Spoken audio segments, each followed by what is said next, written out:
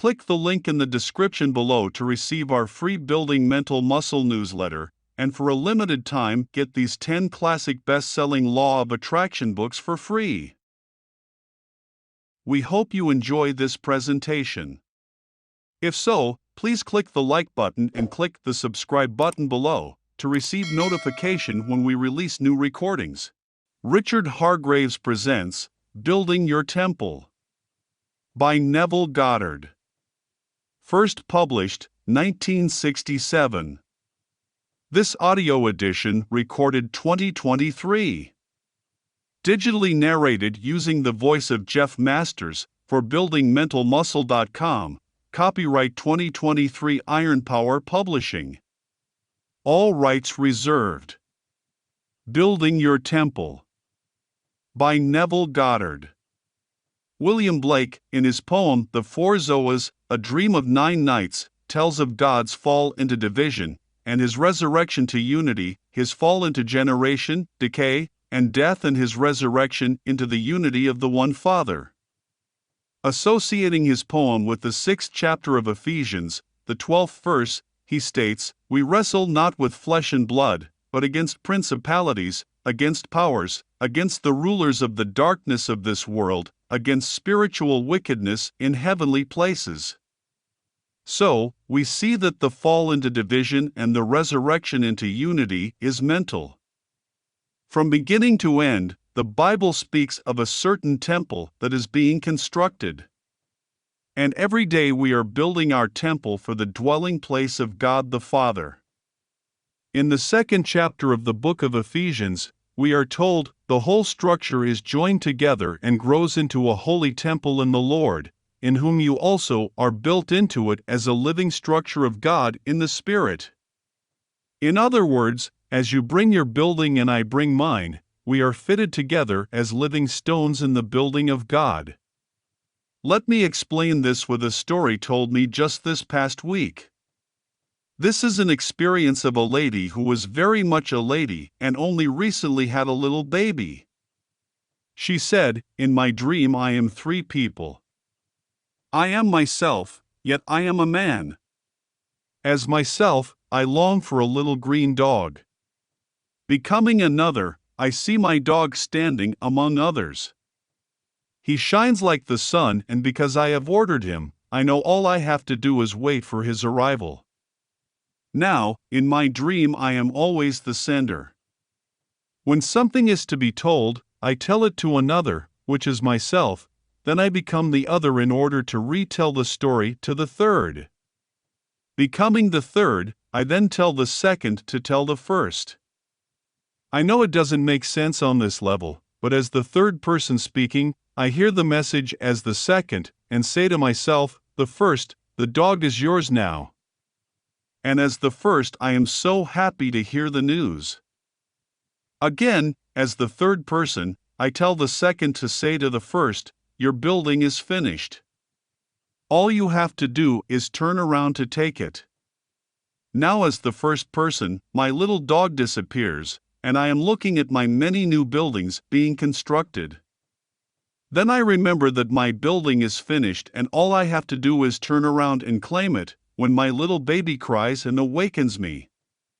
On the surface her vision appears to be nothing, but it has tremendous significance. Her green dog shining like the sun is Caleb in Scripture. Caleb is he who goes with Joshua into the promised land. In the story, Caleb, having faith in the God who promised Israel land, was sent by Moses along with other spies into Canaan. Upon returning, Caleb said, "Attack immediately," but the men who had gone with him were afraid, so only the 2, Caleb and Joshua, the Hebraic form of the word Jesus, entered. In her dream she is waiting for a little green dog. The word green in this dream means pressing with sap, luscious, health. Bursting with all that is mine, I will take you to lie down in green pastures. Full of faith in the God who promised land to Israel, Caleb is highly recommended, as only 2 can enter.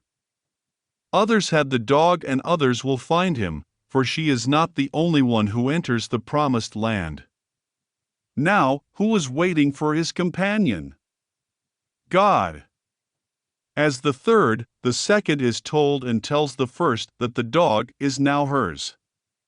Then the experience is repeated, as she once more becomes the sender, the teller, but she is never the receiver, for God only acts and is in existing beings or men.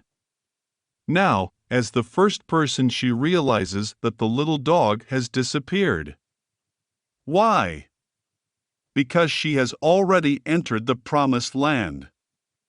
Seeing the fabulous construction going on, she is reminded that her building is finished and all she had to do is turn around and see it. There are two passages in Scripture, one in the 12th chapter of Acts and the other in the 15th chapter of Luke, where the Greek word hutu is translated, "he came to himself."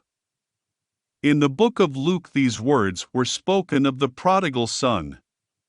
And in the book of Acts, Peter was imprisoned and shackled in chains. His garments were sold, and he was alone in the cell, when the angel of the Lord entered, touched him, and as he rose, it is said, he came to himself. Now, this word hutu could have been translated, he turned around, it is fulfilled, it is finished, to be married. And she heard the words, all you need to do is turn around. Turn around and you will behold the finished structure. As a living stone you have now contributed to the overall structure, which is the temple of the living God. I know from my own experience, everyone contributes to that one living stone called the kingdom of heaven. You will be turned around by a force that is greater than anything known to man, but it will not happen until the end. You cannot physically turn around, nor can you force the mind to do it. Now, Blake tells us, God fell into division and this lady divided herself into three. Now heading for the end of the journey, when the force that is holding you to this world is relieved, you will turn around to see the structure your Father built, and you will know that you are He. Your temple is not built by another. He who began a good work in you will bring it to completion at the day of Jesus Christ. Who is He? I am He who began the good work in you. I have tried you in the furnaces of affliction. For my own sake I do it, for my own sake, for how should my name be profaned? My glory I will not give to another. Your journey is at its end, my dear. You saw the perfect vision. Your building is finished and all you have to do is turn around. This will come at the end, for if you should turn around you will vanish, for, like Paul, you have fought the good fight. Let no one tell you Paul was exaggerating, it is a fight, for we are contending not with flesh and blood. At the present moment someone is treading the winepress of hate, and, unrestrained, the thought is sent on its wings of feeling. Perhaps sitting in a dungeon this night, someone is treading the winepress of war, and some little boy out in the field catches the idea and wanting to be a hero dreams of becoming a great general, commanding the destruction of the world. He is dreaming and you can't stop his dream. So, you are not warring against flesh and blood, but against principalities, against powers and spiritual wickedness in heavenly places, and heaven is within. In the inside of your mind these abominable, loathsome beings are carved. They are unseen forces impinging upon you morning, noon, and night. But oh, what a thrill to get a letter of this nature. Her building is finished. She now knows that she only sends. She gave the order, saw herself as another, receiving, but when the message must be retold, she once more became the teller. And when it is to be experienced, she will be the one who experiences it. So, God only acts and is in existing beings or men, for God is playing all the parts. In the end everyone brings his living temple to the house of God. Ephesians tells us how the structure is joined together and how the holy temple grows in the Spirit. It's a spiritual temple, not one in this world. Scripture calls the church the body of Christ, but the word translated church is communion of the assemblage of the redeemed. It's the assemblage of those whose building is finished. Playing the part of the receiver, we are the one being who is the builder. Finding Caleb, you, as Joshua, who is Jesus, are led into the promised land, as Scripture is fulfilled. Having shone like the sun in order to lead you in, Caleb disappears, leaving Jesus only. And who is Jesus? Your own wonderful human imagination. Now let me share another story. 3 years ago, in a dream, this lady saw a man who embodied everything she could ever desire. They fell in love and an engagement was announced. Then, thinking she was awake, she put on her nightgown and retired in the hope that he would join her. But as he entered the room, the man shook his head and said, "Not yet, but I will return." This month the same man returned and implied by his look that he had come to complete the promise of marriage. I can tell her that, although it hasn't been accomplished, she had the perfect revelation of that which is coming to her. She now has the assurance that I will come again and receive you into myself, that where I am there, you shall be also. This is all beautiful symbolism. This lady is not about to be married in this world of ours to a flesh and blood man of such magnitude. No, he is the symbol of the being spoken of in Isaiah. Your Maker is your husband, the Lord of hosts is his name. The promise is being kept in her. And one day she will turn around within herself and become that living temple of the risen Lord. I have seen the temple, and when I leave the garment relative to this age, I will enter an entirely different age. And like Paul, it is my desire to depart and be with Christ, but it is more important at the moment to remain and encourage you, even though you are fighting against principalities, powers of darkness, and all the horrors of the world. But I have seen the building being constructed for you, not by another, but by your deeper self, who is God the Father. In 1952, while living in New York City, I had a thirst that only an experience of God could quench. As the hart panteth after the waterways, so panteth my soul after thee, O God. Then one night out of the blue I found myself fulfilling the 42nd Psalm. These things I remember, as I pour out my soul. How I went with the throng and led them in procession to the house of God. That night I found myself leading an enormous procession toward the house of God. It was still in the distance, but as I led them a voice rang out, and God walks with them. A woman at my side questioned the voice, saying, "If God walks with us, where is he?" And the voice replied, "At your side." Looking at me and seeing a man of flesh and blood, she said, "You mean Neville is God?" And the voice replied, "Yes, in the act of waking."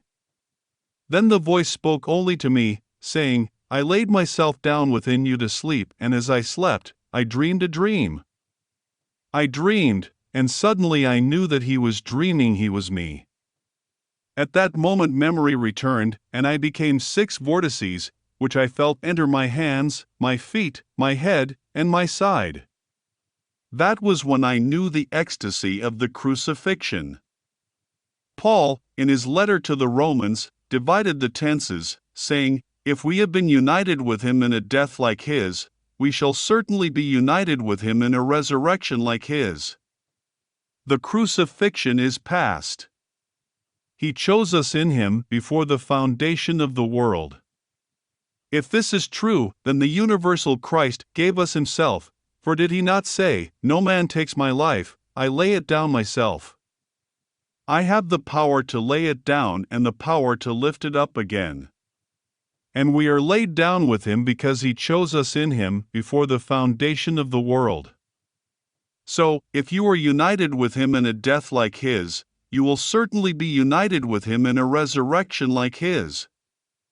I know this is true, for he was resurrected in me, confirming the story of Scripture. This is how the structure is enhanced and grows in God. And when the final curtain comes down and the temple is perfect, you will be God the Father and I will be God the Father. Yet none of us will lose our identity.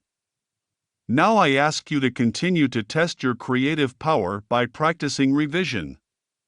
If you hear something that is unlovely, don't accept it, but instantly revise it. Hear the words that ought to have been spoken and persuade yourself, to the best of your ability, that it is so. What would it matter if you owned the world tonight and departed tomorrow to find yourself working as a fry cook, serving up flat cakes? Live your life fully while here, but remember you can't take your money with you. So, enjoy the things of this world and apply this wonderful law for yourself and others, for imagining truly does create reality. And remember you are not wrestling against flesh and blood, but against principalities and powers in darkness of the rulers of this world and spiritual evil in heavenly places. And one day, you who have fallen into division will resurrect into unity. Now let us go into the silence. End of lecture. If you enjoyed listening to this recording, please click the like button and click the subscribe button below to receive notification when we release new recordings. Click the link in the description below to receive our free Building Mental Muscle newsletter, and for a limited time get these 10 classic best-selling Law of Attraction books for free.